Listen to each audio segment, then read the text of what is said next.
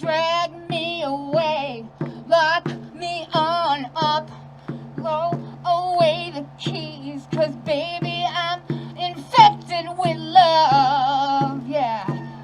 Hey baby, I'm infected with love.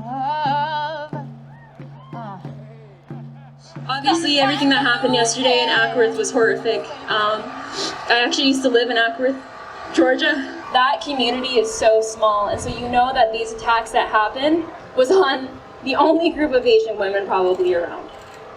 Especially with me experiencing violence with police, with my dad, I couldn't deal with another gun violence, especially towards Asian women. And it could have been me, it could have been my sisters, it could have been any of you. And I want to shout out to the family who's grieving right now, because losing a lost one to gun violence is not easy. You don't get to hear the last goodbyes. You don't get to hear them tell you, I love you, before they leave. It's a quick moment. And so I'm so happy to see the crowd we have tonight. I see so many Asian families and Asian faces out here today, and I'm so proud of that, because we need more of that. We really do. Well, if it's up to you and me, all my sisters could be free. All my sisters Yesterday, could be my mother free. came downstairs, and she was visibly shaking, and she said to me, "Why do they hate us so much? Is it still okay for me to go to the grocery store later?" And at that moment, I didn't have an answer. For the very first time in my life, I didn't know if I was going to be safe, if my mother was going to be safe to just go to the fucking grocery store. When people ask, why is this an Asian woman? Why is the Seed Project a part of the abolition movement? Because there's no other fucking answer. So if you're going to talk about abolishing police, I'm talking about abundance. Because that white supremacist police chief in Atlanta don't know what the hell he's talking about. I want to know how they lived. I want to know what they loved. I want to know how they lived their fucking life. I don't want to hear about white boy having sexual addiction.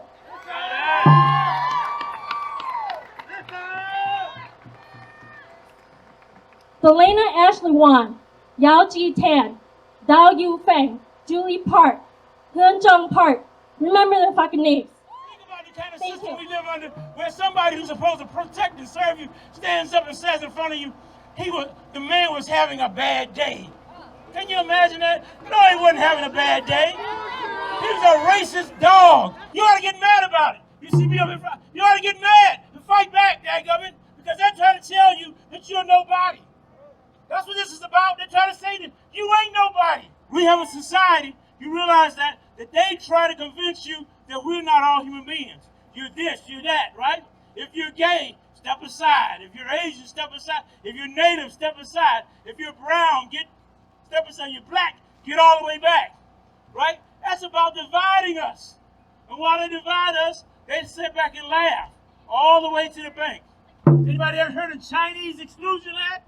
Right? So think about this country, right? A bunch of our Chinese brothers came over here and built up the West Coast. Yes, they did. Built the daggone railroads, and after they finished building the railroads, they said, you got to get out. We don't want you no more. You can't come in. Yeah, you got to know who you're dealing with. What kind of country decides that it's going to lock up its citizens because they're going to war with the country? Y'all know what I'm talking about. The Japanese internment camps. They're attacking Asian folks. They're attacking brown folks. They're attacking black folks. Which tells me again that we must have something in common. Right? In order to fight back, we've got to come together. You raise your hand, you see these proud hands. What's that spell? What's that spell? Give me The a father B. stares as I'm reading my world politics textbook. An air of admiration. English is good. There's a ticking bomb that forms at the back of my throat.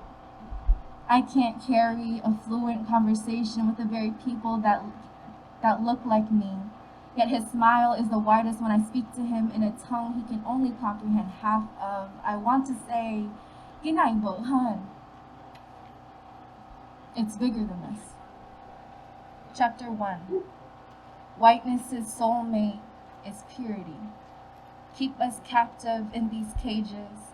Cut our throats open so that we may remain cooked in order to see if they like the taste of our culture. Chapter 2. Expect us to go to their mass each Sunday morning. Equality to them is seeing you on your knees, worshiping them like they're your God. It's why Jesus is not Asian, nor a woman, nor black, nor brown. He is white. Chapter 3. They look in our eyes and think they know everything about my history, yet they still think China is Asia. They've grabbed my body long enough for me to understand that I'm only the little submissive China doll. Chapter 4. His mouth heavily carries Vietnam with him. The American flag has been dragging his tongue around. He has no time to fix his accent. Chapter 5. Equality to them is like spitting the word in my face while simultaneously choking the air out of me until my eyes widen, my hair dyed blonde, my mouth silent, my mind nothing but an empty nest for them to try to empower me in a room full of them with the word diversity. See, I don't just speak two written languages. I speak two cultures that never seem to quite fit right on my feet, and I am tired of trying to wear shoes that seem too big or too small, bouncing between two countries because they won't ever be mine anyways.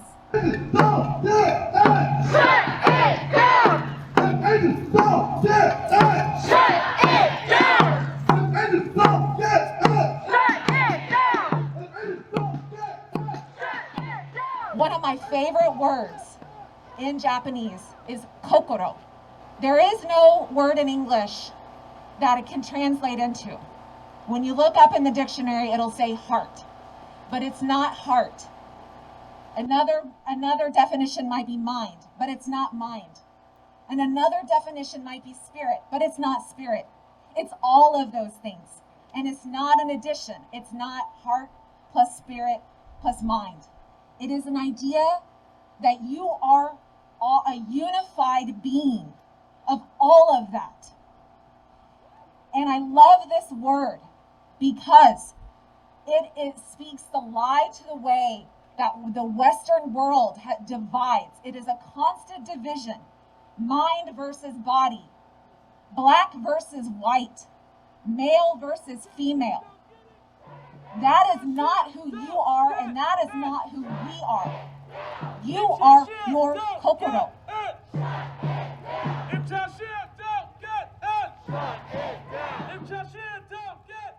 Some things have been happening in Myanmar, which is a Southeast Asian country. It's a military coup, and people are dying. I am the Korean people. I am from Myanmar. My homeland is Gautule. First and foremost, I just want to say my deepest condolences to the victim families and to all the victims that are affected by this hate crime.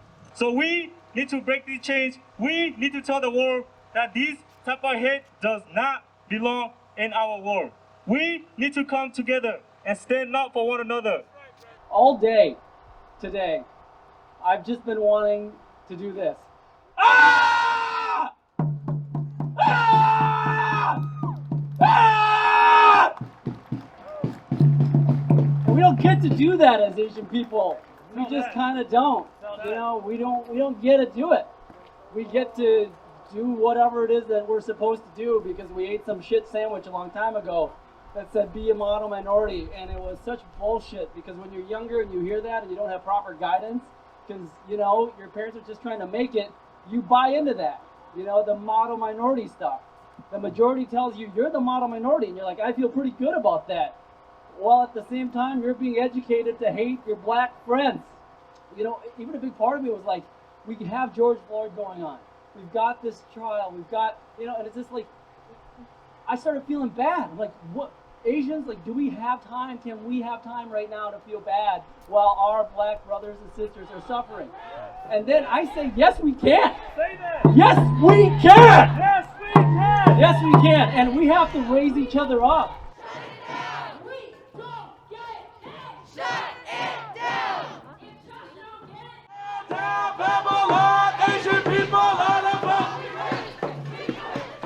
When the attack on those spa workers happened, I felt re-traumatized because I'm a Korean adoptee, so I was raised by white people who are racist.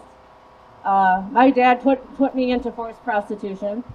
And when you see something like this happen, where a fucking white male supremacist who says it's not a hate crime, but it's a sex addiction. No, this is a fetishization of Asian women, and it's definitely a hate crime. So I'm feeling triggered and re-traumatized now. And so, but I want to tell everybody, this is how Black people feel every damn day.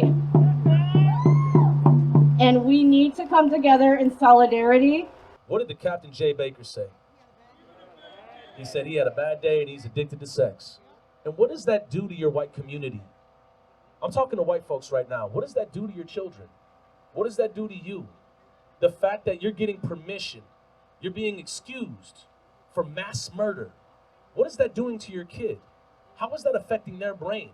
How is that messing them up down the line? What kind of enablement is that? And then turn it back to the Asian community.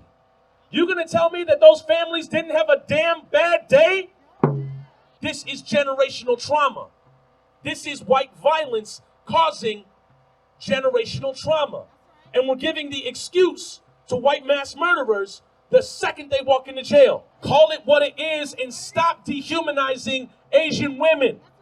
Stop fetishizing Asian women. Stop saying that Asians are going to be subservient. When you saw my brother Hal get up here, what did he want to do? He wanted to scream. Because it's a society and an environment that has absolutely stripped him of that ability to express himself. Let me tell you something. Ain't nothing wrong with being Black or brown or Asian and expressing yourself. Your anger is absolutely righteous. Your feelings are absolutely righteous. And you deserve a space to express yourself. And this is beautiful right here. Look around you. The sun's down and we're still showing community. And this reminds me of not too long ago when Dalal Eid got gunned down by the PCA. I ain't never seen that many Black folks out at once. It was beautiful. I ain't never seen this many Asian folks out at once. This is beautiful. If Delania don't get it, if Delania don't get it, shut it down. If Julie don't get it. I'm a South Asian journalist who came up here from Texas to cover the trial. I didn't think I would be alone in my hotel room having the kind of thoughts that I was having, hearing the kind of news that I was hearing. So I just want to say to everybody who's out there in the Asian community dealing with this by yourself, you can come out to a space like this and you'll know that the community has your back. We got your back! We got your back! And so today that's what I learned, like coming together like this, boots on the ground saves lives. Something that really infuriates me is that I don't even have to ask any of these women, have you ever been made fun of for your eyes? Have people ever asked you to go back to your country? Have people made fun of your elders? Have they told them that they should speak up or learn English? Like, I know I don't have to ask you that. And that is a part of the problem. This man looked at these 6 Asian women and he saw his sins. That's what he saw. He saw temptation.